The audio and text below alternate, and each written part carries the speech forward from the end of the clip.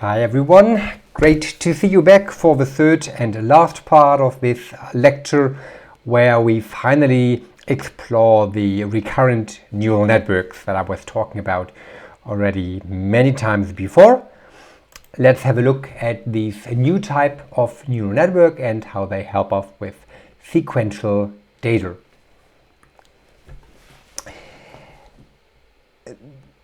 So the journey from feed-forward networks to recurrent networks basically starts by noting that the neural networks we've been playing with so far perform some type of input to output mapping. We have input data vectors that we feed through our network to produce some output, and both the inputs and the outputs have a fixed size. And there are accordingly a fixed number of computational steps which are performed in the hidden layers. And you remember our notation, our graphical notation for the feed-forward neural network.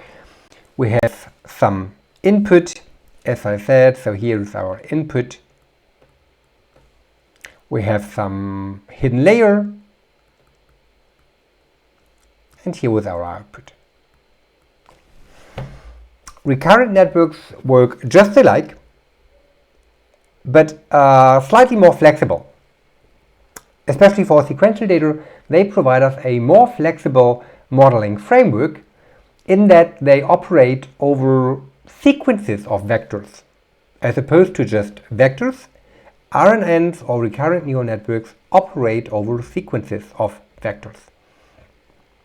We have sequences in the input layer, we might have sequences in the output layer or in both layers together. And the pictures on the lower part of the slide are meant to illustrate that, how we have sequences on the input or the output or both layers, whereby the inputs and the outputs are once again connected by a hidden layer. So that hasn't changed. What really has changed are these sequences. So when I write input here on the slide for our feed-forward neural network, of course the input would be some vector, like a vector describing a borrower in credit scoring, for example, where we might use some dozens or so different features to describe the borrower. So the input, yes, it is a vector, but different to recurrent neural networks, the input to a feed-forward network is just one vector as opposed to a sequence of vectors.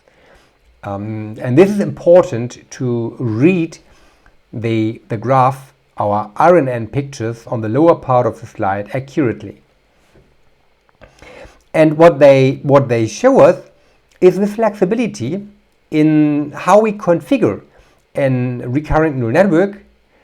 One option would be that we have a sequence of inputs and use this input sequence to predict a single target. Or alternatively, we can reverse that and use only one input, as in the feed-forward neural network case, but use that input to predict a sequence of outputs. And then we also have the option to have sequences on the input side and the output side, where the two subgroups are those where the inputs and the outputs are synced, where we have the same number of time steps, so to say, in the input and the output, or the last architecture that's shown here is one where we have many inputs and many outputs, but that they are not synchronized. And this looks a bit, well, odd for a start, I could imagine. So let us look through some examples where these architectures come in handy. And these examples are also to help you better understand what these architectures are meant to represent. So let's have a look. The first example is one that we will explore also in the tutorial. It's a prominent one. It concerns the task of sentiment analysis. In sentiment analysis, we are given a piece of text and we are trying to predict or to detect whether the author of that text is positive about what she's writing or whether she's expressing a negative opinion. So let's say I'm writing a tweet about the stock market. Do I have a positive opinion or do I have a negative opinion? For instance, do I expect rising prices or do I expect to see falling prices? That could be the meaning of positive or negative opinion. Or if I write about a product on Amazon, then do I like that product or am I rather critical with that product? Sentiment analysis is about understanding this polarity in text or the emotion of an author about the subject he or she is writing about. And in this use case, we use as input text data. So my example, lacking something more creative, is I love Adams. Self-praise is no praise, I know. But for me, at least, it's true. So we have text as input, and text data is sequential data because a text is made up of words. So we're feeding our neural network a sequence of words. Hence, there is a sequence at the input side. But our prediction target is just a scalar value capturing positive or negative emotion.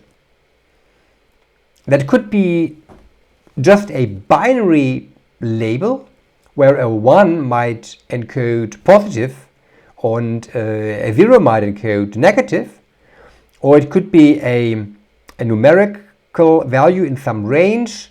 In sentiment analysis, there are approaches which consider a range of +5 to -5, and then a value of +5 indicates a strongest positive sentiment, and the value of -5 represents the strongest possible negative sentiment. A value of 0 is neutral, and then a value of 1, it would represent something like pretty neutral but a little positive.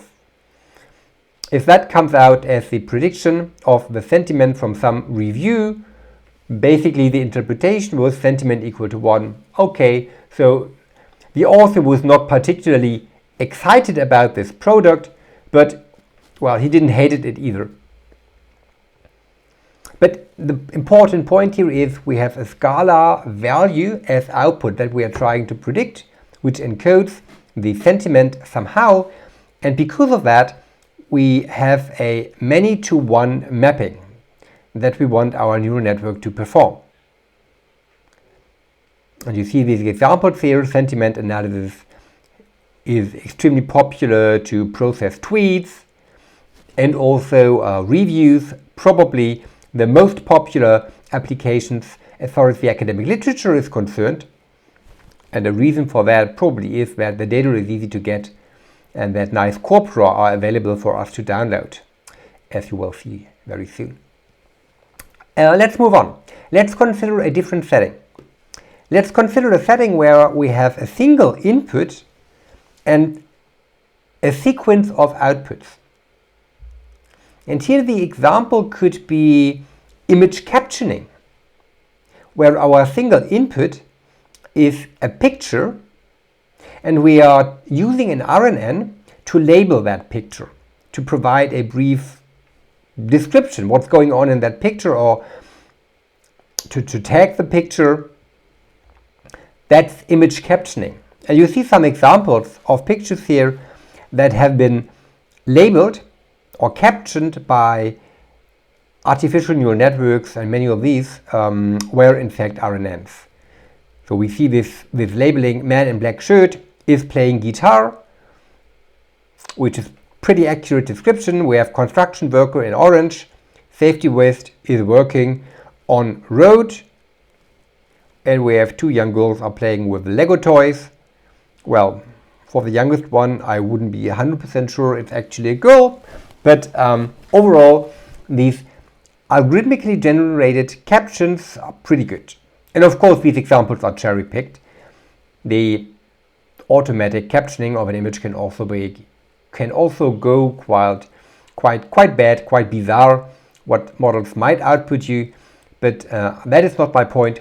The point is we have a single input, which is one picture. And we are trying to generate a sequence of words, the captioning or a suitable captioning of that picture. So one-to-many mapping. RNNs can do that as well. And here is an example for a many-to-many mapping, where we have text on the input and text on the output side. It's a machine translation example. In case you don't speak German, the input is the German translations for "I need coffee now." And then we want our recurrent neural network to translate that to some other language. And because it performs translation, the number of words that I might need in my target language to express a certain concept, like me being desperate for a coffee right now, the number of words will typically be different from what we need in the source language. And therefore, we have sequences on the input and the output side, but the length of these sequences differs. And hence, the network is not synchronized, or the inputs and the outputs are not synchronized. And by the way, I remember that last year when I delivered the course, a student told me that my Chinese translations for "Hi, good morning, could I get a coffee please" is inaccurate. And should there be any student among you with good solid knowledge of Chinese, and you can give me a more accurate or a corrected translation, I would be very grateful. If not, no worries. I trust you got the point what a many-to-many mapping with non-synchronized sequences is about. So the last architecture we need to explore is the one where we have sequences on the input and the output side which are synchronized. And the example I picked for that is that of speech tagging.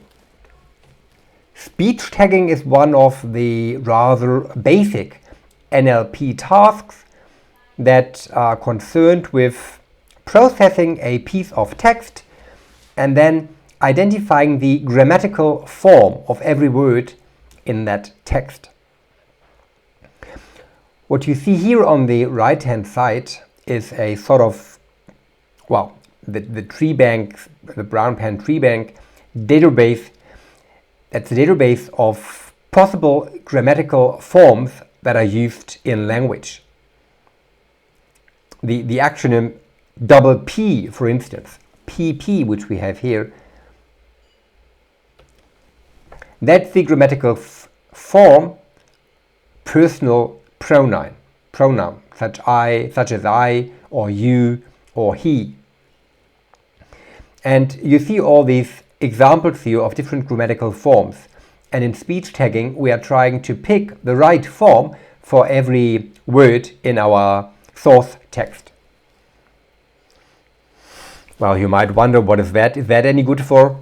Well, coming back to the example of sentiment analysis, if we want to do a basic approach to detect the sentiment in a piece of text, the author's sentiment, intuitively, if you are to understand whether some writer is positive or negative about whatever he's writing, imagine somebody writing about this course in the Moodle forum, and when you read that text, that post, and want to detect whether the author likes the course or not, you will go for the adjectives, and the adjectives will signal you what's the emotion that the author is having about the course. Are there many adjectives like good or nice or enjoyable or exciting? Or do we see many words like poor or weak, horrible, daunting? The adjectives tell us something about the sentiment. So noting that, in order to build a sentiment classifier, we could imagine a data preparation step where we take a piece of text and filter out all the non-adjectives. The hypothesis would be that any word that's not an adjective does not carry any sentiment. It's not an opinion word. It's not a word carrying some polarity, So maybe we don't need them. And in fact, there are simple approaches towards sentiment analysis that work exactly in that way. They take a piece of text, they filter out all the adjectives, and then they would look up every adjective in a dictionary. There are sentiment dictionaries that assign scores to adjectives like great has +4, and extraordinary has +5, or super has +5, and horrible has a score of -5, and okay has a score of 1 maybe. So there are these sentiment dictionaries that you find online, and then you can easily build a sentiment classifier by taking a text, filtering out all the adjectives, finding the corresponding sentiment score for each of the adjectives in such a dictionary, and then just adding these up. That will give you a total score of your text. And it works quite okay. Of course, we can do better with modern NLP, but that's the basic approach for sentiment analysis, and it shows us why speech tagging might be a useful task within an NLP system. In my example, it's useful to identify all the adjectives in a piece of text. And since we have a grammatical form for every word in our text, this is a many-to-many mapping where the inputs and the outputs are synchronized. For every input, we need one output, which is the correct grammatical form, the tag, if you wish, the grammatical tagging of that word. And RNNs can basically cope with each of these different settings. Many-to-one, one-to-many, many-to-many synchronous, and many-to-many asynchronous. Sounds great, doesn't it? So let's have a look how these RNNs work. Here is the feedforward neural network once more revisited to remember our notation. At least this is the notation I've been using, or I was using in previous lectures. We have inputs, n observations, or n cases of data points with n features. We have multiple classes, C, and we have a hidden layer with a certain number of units, small h. And then this mapping that the neural network is performing basically takes the inputs, weights all the inputs using the input to hidden weight matrix WXH, which has dimensionality m by h. M by h, that makes sense for every input feature, and we have m of these, a connection to every hidden unit, and we have h of those. So in total we have m to h connections or weights that we need to perform this mapping. And then if we have C units in the output layer, we need an h by c matrix of weights to perform the mapping from the hidden layer output to the network output, or let's say from the hidden layer to the output layer, and that is denoted here by WHY. And that mapping will deliver us a vector of C components, which we will interpret as our final forecast.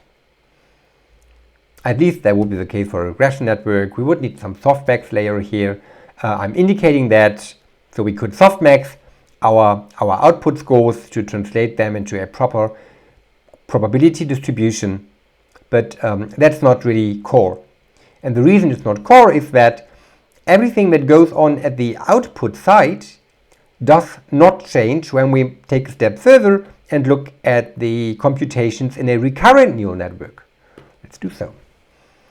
Here's our recurrent neural network.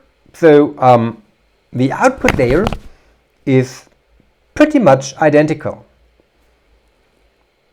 We have an output vector y hat, which we could softmax then to obtain a probability distribution. That's what we typically need in language modeling or in text processing. Anyways, this output vector results from the multiplication of a hidden state of a hidden matrix capital H with some weights. And again, I'm using WHT here to denote my weight matrix that's connecting the hidden layer to the output layer. And also we have some bias here, BY, which is less interesting. It's just the intercept or the vector of all the biases or all the intercepts for the output units. The more interesting part, of course, is the recurrency that we see here highlighted in red. Our hidden layer, we have a new type of hidden layer that basically produces an output but feeds that output back as an input into the hidden layer. It's a red arrow. And to understand that, it is useful to have a look at the update equation. So this here, ht equals to g of xtw xh and so forth. That's our hidden layer, or we could now also call that the recurrent layer update. Which is interesting in its own right. The hidden layer was not updating in a feedforward neural network. There was no such thing as an update of the hidden layer. Okay, during training, yes. But once we are done with training the network, we have our weights, WXH and WHY, and we also have the biases, and we're done. Then we put our network into production and are happy with it. And here, in the recurrent neural networks, things look a little bit different. We always carry along this index t. And in the update equation, you also see t minus 1 to stress that we're talking about some update here.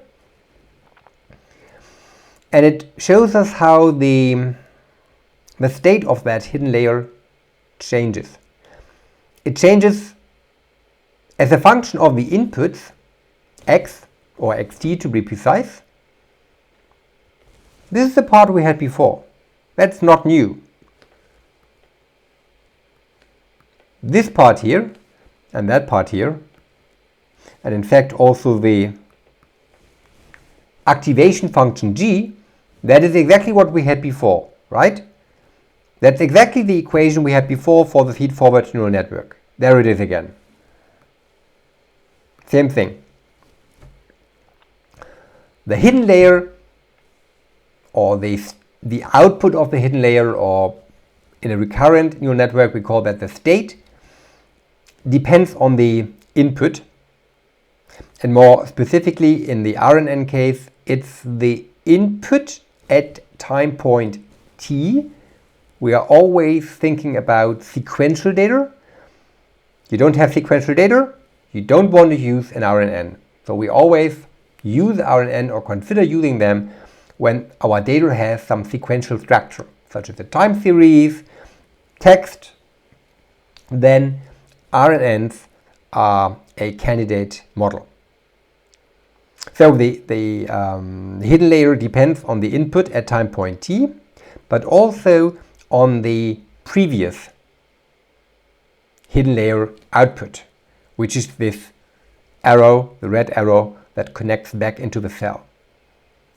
The way to read this red arrow is to say, well, I'm taking the hidden state of the previous operation, the previous processing step in my data sequence, and use that as auxiliary input in order to calculate my hidden state at the current time step t, ht, and ht is the hidden state that we use when we try to pull some output from our neural network. Right? The output, the forecast, if we use an RNN for forecasting, the forecast depends on the hidden state at point t. And that hidden state at point t, whatever it is, we see by looking at the update equation how this hidden state builds up over time, how it accumulates over time. And it's a function of ht minus 1. And if you see this ht minus 1 and you imagine a sequence such as a time series of stock prices, well, t minus 1 is relative. It's the previous step in the sequence. So there is a recurrency in our processing. And this is what I was referring to when saying the hidden state builds up over time.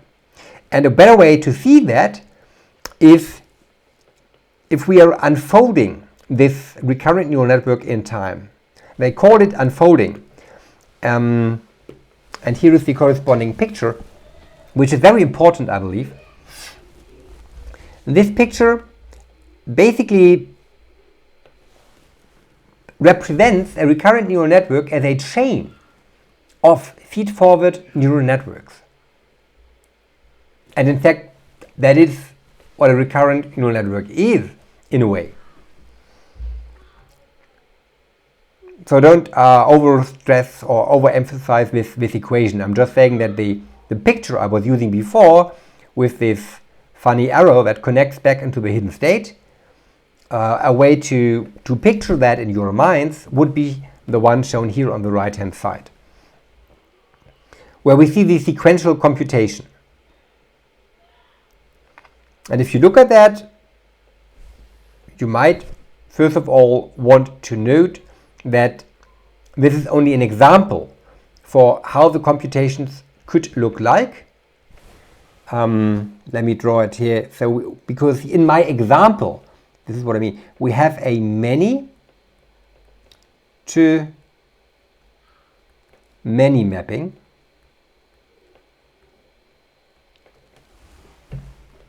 We have a sequence of inputs x, xt minus 1, xt, xt plus 1 on the input side.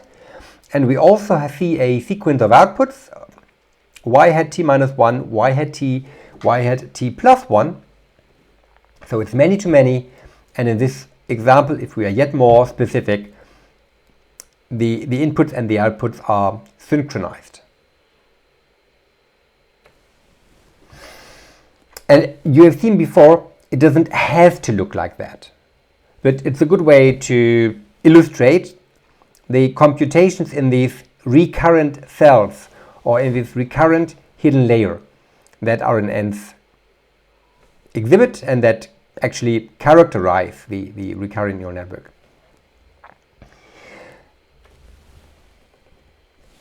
Let's add the weight matrices to this picture for further clarity. We have our input xt minus 1, which is one data point in our sequence. So you could think of that maybe as a word in a sequence of text, a word in a sentence. And then here we would see WXH, the weight matrix that projects our input data and weights it onto the hidden layer.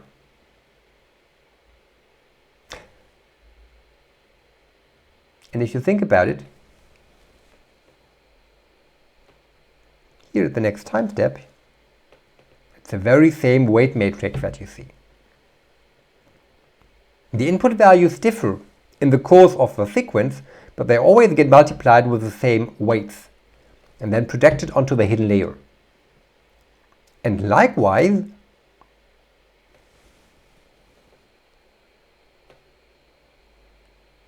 here we have our weight matrix that occurs in the update equation of our recurrent neural network, takes the previous state or output of the hidden layer, or better to say the state of the hidden layer in the previous time step, and adds that to our state in the current time step. And last but not least, we would have a matrix WHY, WHY, WHY on this side here. Whenever we pull a forecast or generate a forecast from our neural network, the hidden layer gets multiplied with a set of weights And this set of weights also is shared across the time steps, or the computational steps in our sequence. And maybe you remember this one slide in the previous subchapter, the desiderata, I was calling it for language modeling, where we made the point that parameter sharing is something that we would like to have in a language model. And you clearly see this type of parameter sharing here in our recurrent neural network, where the transition from one state to the next state shares this hidden layer weight matrix WH8, and same with the inputs. Every word in our sequence basically is weighted receives the same weighting, is multiplied with the same weight matrix. And revisiting the equations and the recurrent neural network, which hopefully we now understand a little better, we can clearly make the point that this is exactly what we introduced in the beginning of this session as a latent variable model, because we have this hidden state that builds up over time.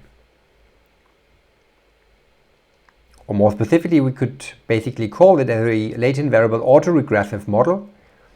Is also auto-regressive. At least it can be.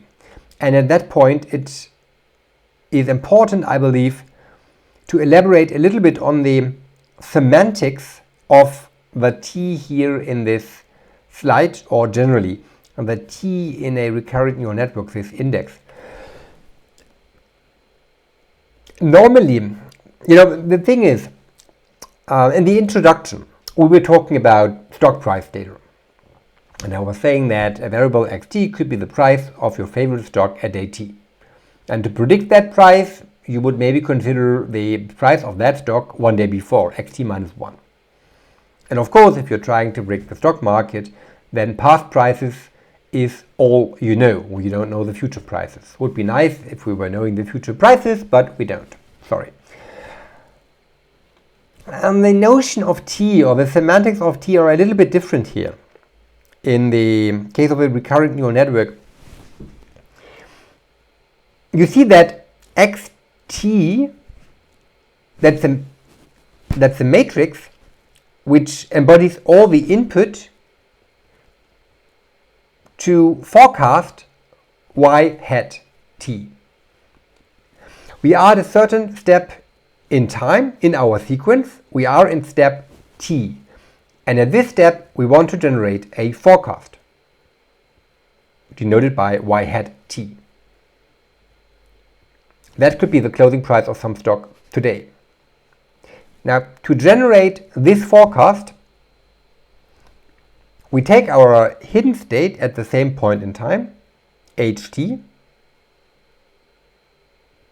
which in turn depends, amongst others, on some inputs, xt. And in this regard, you have this index t here, and then also here. So that means that we take xt to predict yt. And that is maybe a bit bizarre if you are coming from an econometrics background, or if you have done time series stuff before. In a time series analysis setting, we typically do not have the inputs and the outputs perfectly synchronized. Typically, we use xt minus 1 and use that to predict the next value, t. Or, well, we're trying to predict yt from yt minus 1. That's the perspective in time series analysis. And in the recurrent neural networks, you just have to remember that the semantics are a little different, and xt is just the vector of the inputs, all the inputs that you have access to, or that you judge relevant, to predict yt. And this input matrix xt, it might well include past realizations of your target. So it's a different xt, compared to the examples in the introduction, our stock market examples. If we use an RNN to predict stock prices, which we will do in one of the tutorials, then yes, the input to our neural network, when we try to predict YT, closing price of today, it will be the closing price of yesterday. But still we denote that closing price of yesterday as XT. Or it is better to say it is part of the input matrix XT, which embodies everything we have available to predict YT. I hope that was helpful to clarify a little bit why we have XT to predict YT, which sounds from a time series standpoint a bit awkward. And that how do we know XT if we are in T right now? Isn't that some piece of information that we don't have access to? Yes, indeed. We can only use information for forecasting that we have seen in the past that is available to us. The notation is that XT includes all that information that is available for us at the point in time T where we are generating this forecast. Okay, let's move on. Our use case was that of a language model. And in the previous sub-chapter we made the point that a neural language model has some nice features, but it's not perfect, which is why we investigate RNNs that allow us building better language models and then doing better NLP tasks. And here is one example. How we can set up an RNN as a language model. And again, that needs some explanation. Where do I start? Input or output side? Maybe let's start at the output side. The output of a language model is the single word. We're predicting the next word in a sequence. That's the output of the language model. This is how we introduce language models. So we have one output. And hence, here we have a many to one mapping. In fact, I believe it's a good exercise to really spend a little time, check out the pictures that I've been drawing here, and verify whether they make sense. I'm not claiming all of them make sense. There might be an error. I hope not. I try, obviously, to have everything correct, but if you spot an error, let me know. Normally you shouldn't. And here, looking at the picture, we can make the point, okay, that is different from what we had before. That's an RNN that does a many-to-one mapping. Whereas our previous RNN, that one here, that does a many-to-many mapping.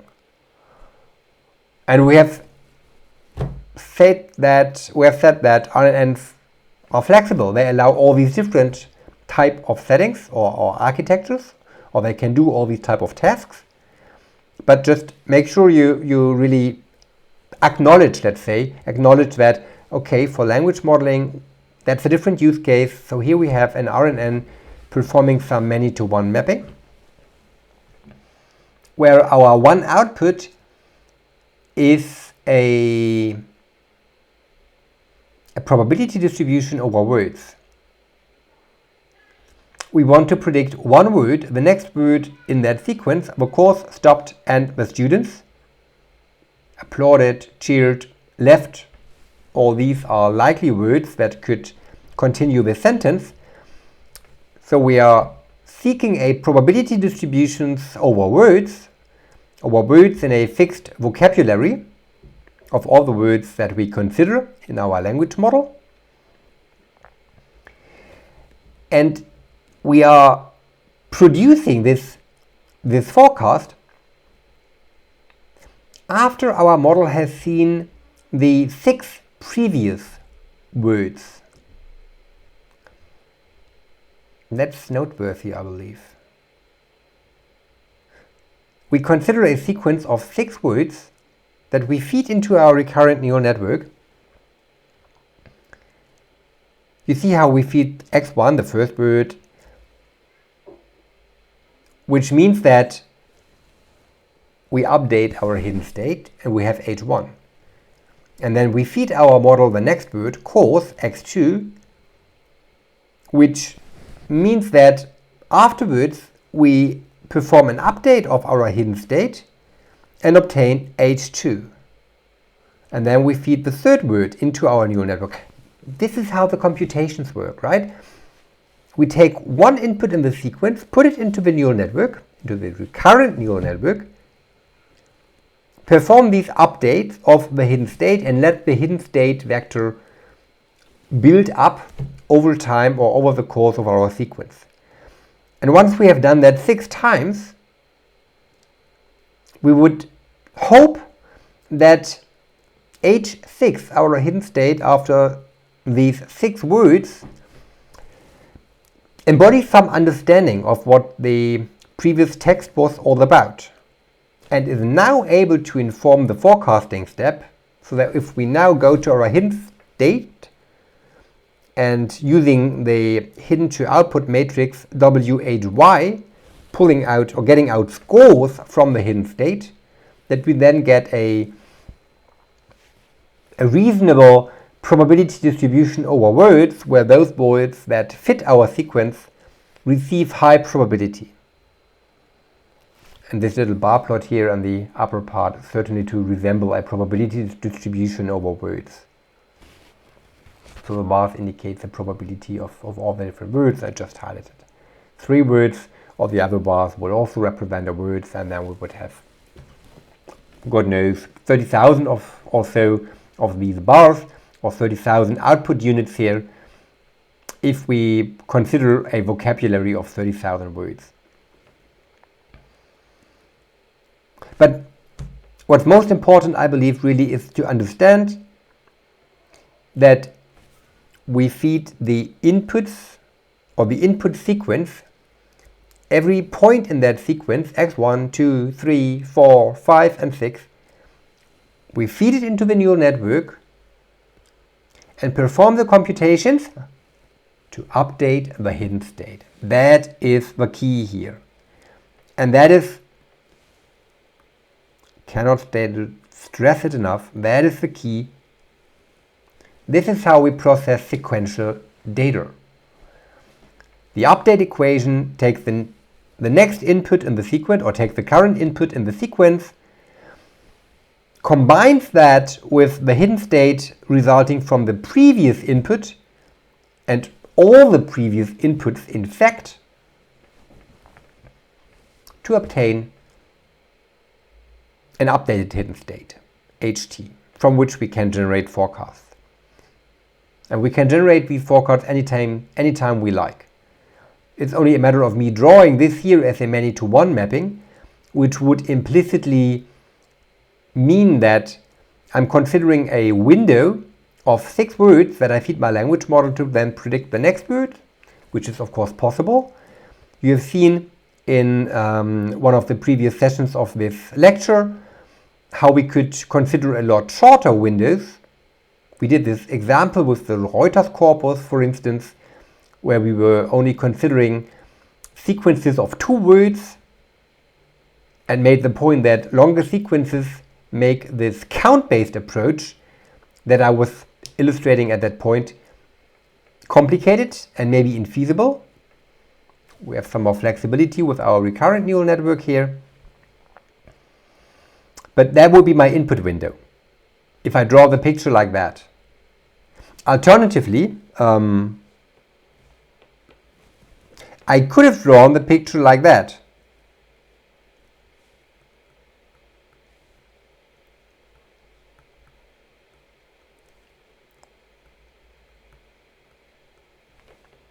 You know that neural networks also allow this many-to-many mapping. The reason why I didn't draw it like that is it's not really helpful. It doesn't really explain more. I just want you to understand these mechanisms.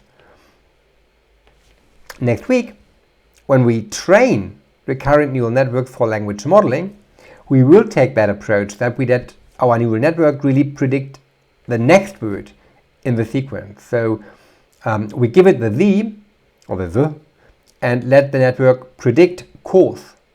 And then we give it course and let it predict stop, or we hope that it then predicts stop.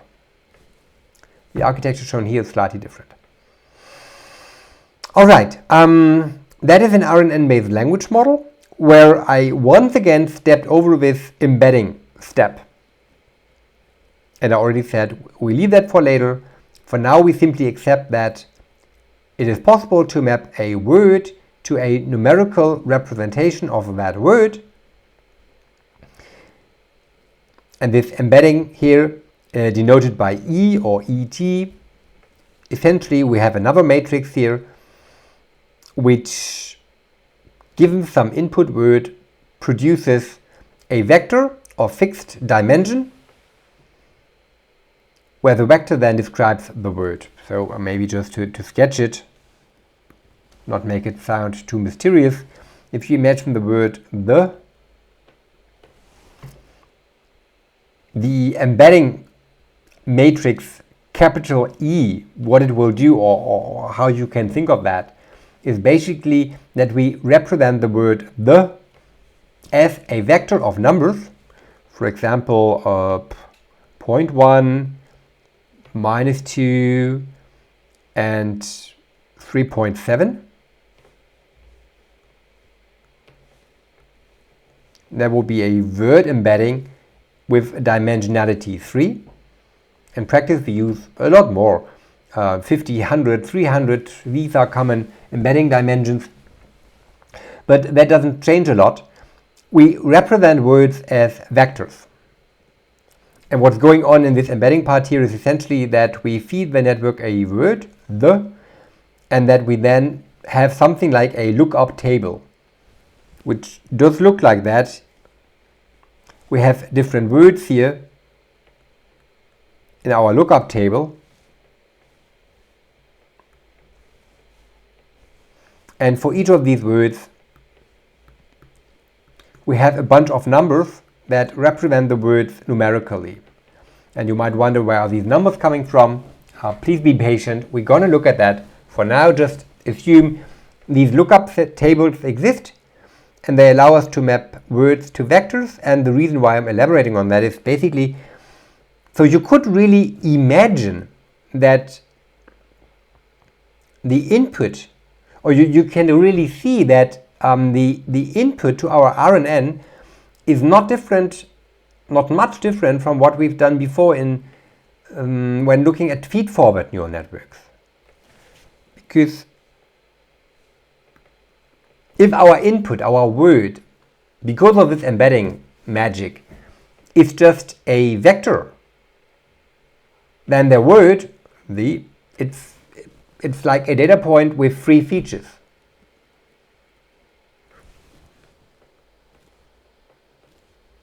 And so we can build a neural network where we have then connections to every node in the hidden layer.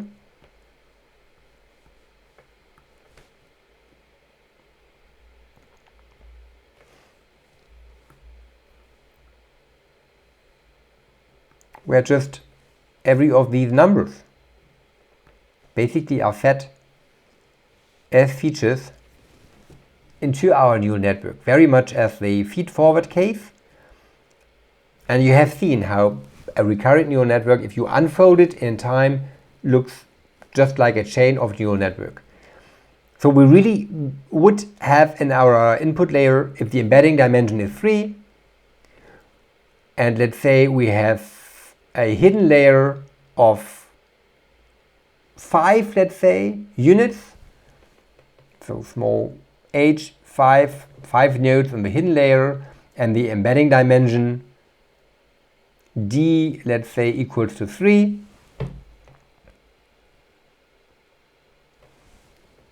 Well, to make that consistent with my picture, I should put a 2 in here, right? Then the weight matrix that we need for this here in this part really is a weight matrix of dimension 3 by 2. And yes, yellow was a bad idea. I will avoid yellow in subsequent notes. Sorry for that. But, well, I get you still. I think you still got it. And this is just to further stress, because I believe it's super important. We feed one word at a time that we represent as a vector. So it's very much like feedforward neural network. We feed this word into our neural network. We get the activation of the hidden layer. Just that, in addition to what we computed before, we have the previous hidden state that we also consider when we calculate the next hidden state. We have this recurrent updating of the hidden state.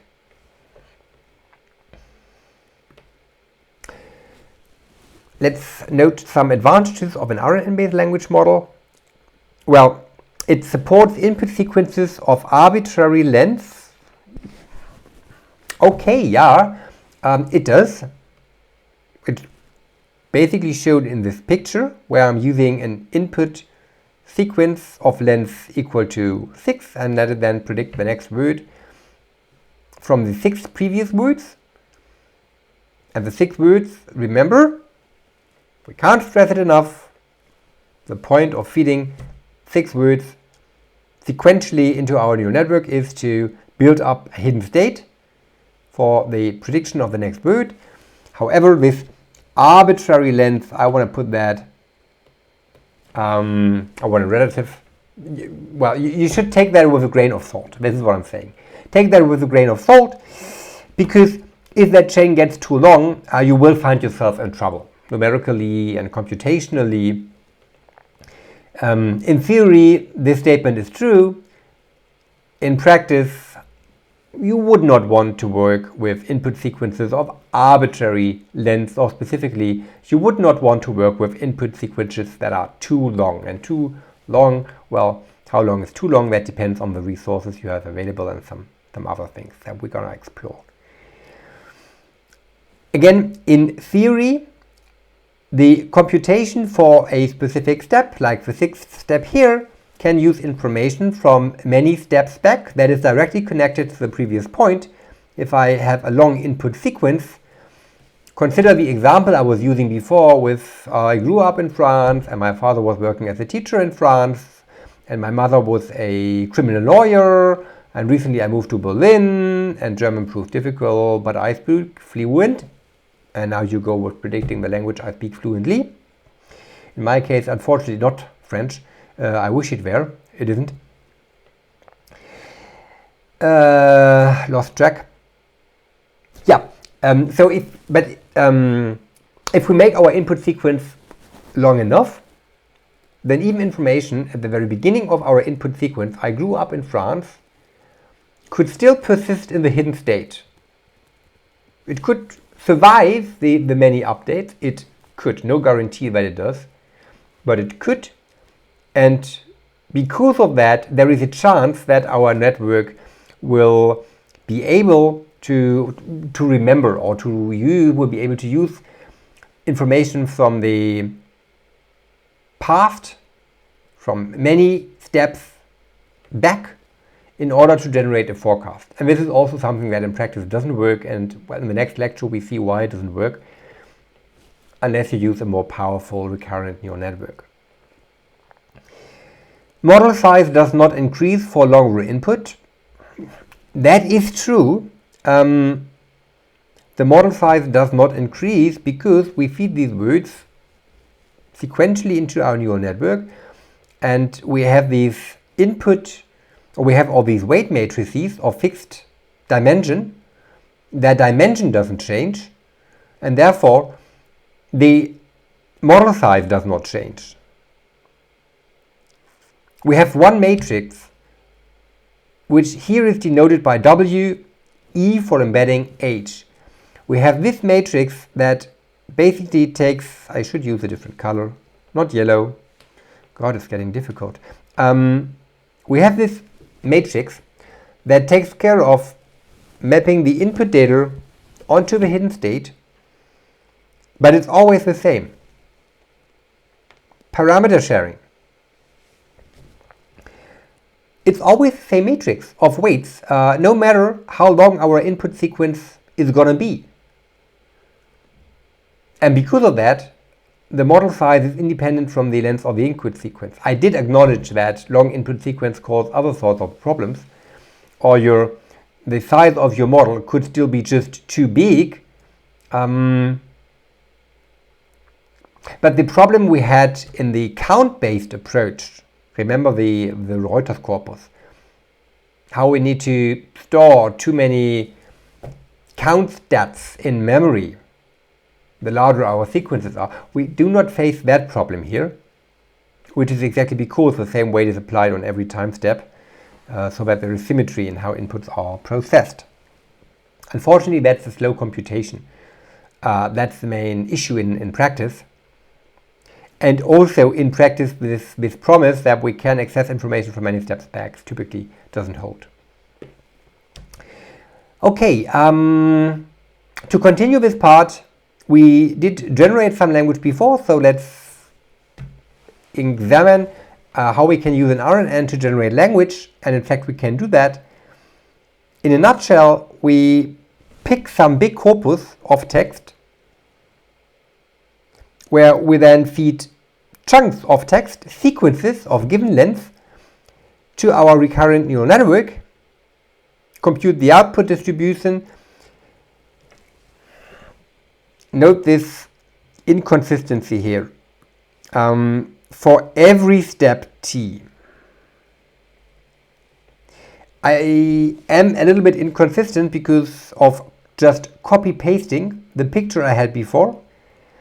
That is not consistent with the picture. Every step is not consistent with the picture. If we compute the output distribution for every step, we have to draw the picture in that way. That's the meaning of computing the output distribution for every step. In fact, this is what we do. I'll update my slide. I have a better one for next week available, where we really calculate the output distribution for every step. The only reason this is important is that we need the output distribution in order to calculate the loss. And we need the loss to train our neural network using backpropagation. Recurrent neural networks are also trained using backpropagation, or more specifically backpropagation through time, which we will briefly look at next week. And in order to do this training using backpropagation, we need the output distribution, where we then compare our estimated probabilities for different words, the output of our network after applying the softmax, to the true word, the one that occurred next in our sequence, which is just a one hot vector, as you see here at the upper part. So our output is a one hot vector. One, that's a funny color. I was looking for black. Black.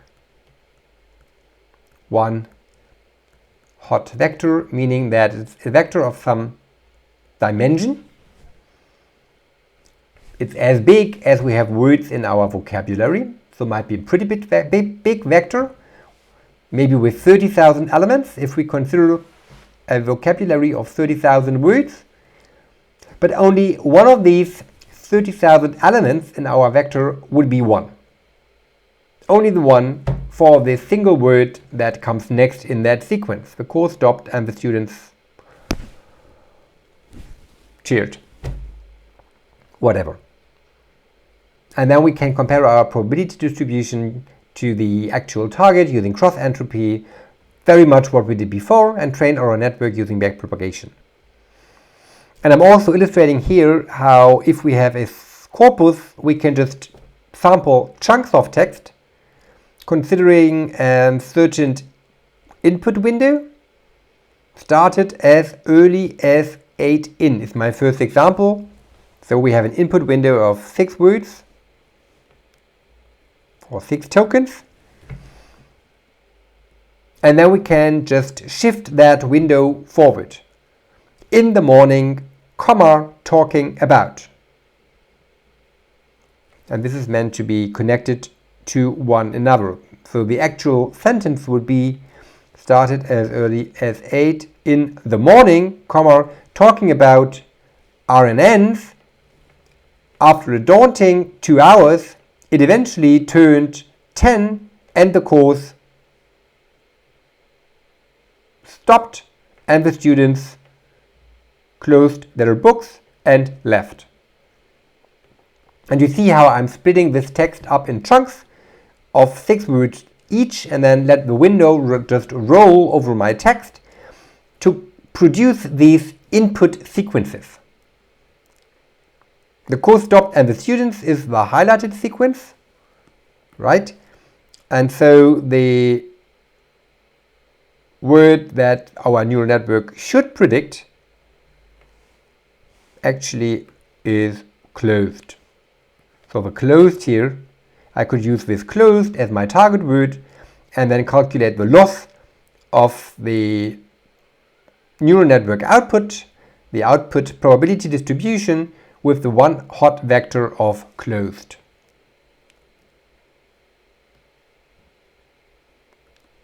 So that is the word closed, or that single bit here in my output vector, in my one hot vector, would represent the word closed. This is how, given some piece of text, you can generate input sequences, training data, in order to build such an RNN-based language model. Hope that became clear. You see some examples that I pulled from the internet, from some blogs at medium.com. One language model was trained on speeches from former President Obama, and you can see the output. And bit like the previous example from the Reuters corpus, you would not take that speech for real. You wouldn't believe it was Obama making that speech. You detect very easily that it was some sort of AI. In fact, not a particularly smart AI, but it shows some interesting syntactical patterns. And after all, our AI was able to conclude the speech in a very good way. Thank you very much. God bless you and God bless the United States of America. Well, that probably could have been Obama or any of its predecessors or successors. Another example, if you're more into Harry Potter, there is also a nice blog where they were training an RNN-based language model on digitalized version of the Harry Potter novels. So you can examine that text here as well. Same story. Some things that sound quite okay, but clearly not the type of AI-generated text that is possible today. All right, so let's sum up. What have we done in the whole chapter? Well, first of all, we were introducing sequential data and the specific modeling challenges that arise when working with sequential data. We have seen the two principal approaches to handle sequential data, auto-regressive model and latent state model. And we have introduced the recurrent neural network as a latent variable type of model. We have sketched the mechanism in a recurrent cell, how it maintains a memory, the hidden state that gets updated from one step to the other, and how it let information accumulate in that hidden state to inform forecasting. Understanding these mechanisms would be an important learning outcome. We will further elaborate on recurrent neural networks in the next lecture, identifying some of the key problems and how they are overcome in more recent recurrent neural networks, such as long short-term memory, LSTMs, and GRUs, gated recurrent units. And in order to ready for that, I would invite you to read up on RNNs, for example, using our textbook, dive into deep learning, where RNNs are illustrated in chapter 8.1 to 8.3. Clearly, very good read. And in addition, you could have a look at Kohler's blog. This blog, Understanding LSTM Networks, is the maybe most famous resource when it comes to introducing this specific, very popular, very important type of RNN the long short-term memory or LSTM network. So reading up on that will also give you a heads up when we look at LSTMs in our next lecture. Finally, the credits again. Kola's blog is one of them, and all the other great resources I was drawing upon in developing this session.